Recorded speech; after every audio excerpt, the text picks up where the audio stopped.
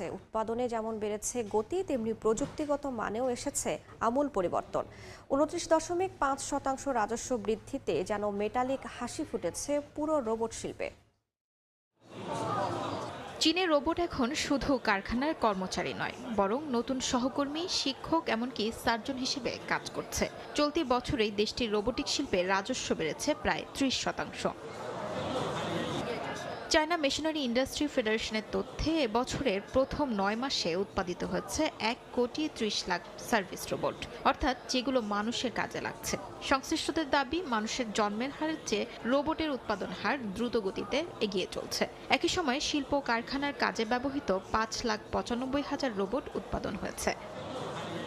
এই রোবট এখন শুধু স্ক্রু ঘোরানোর মতো সহজ দু-একটি কাজের মধ্যে সীমাবদ্ধ নেই। ওয়েল্ডিং, পেইন্টিং, এমনকি ভারী বোঝাও তুলছে চোখের পলকেই। প্রযুক্তি উন্নয়নের সঙ্গে সঙ্গে তৈরি হয়েছে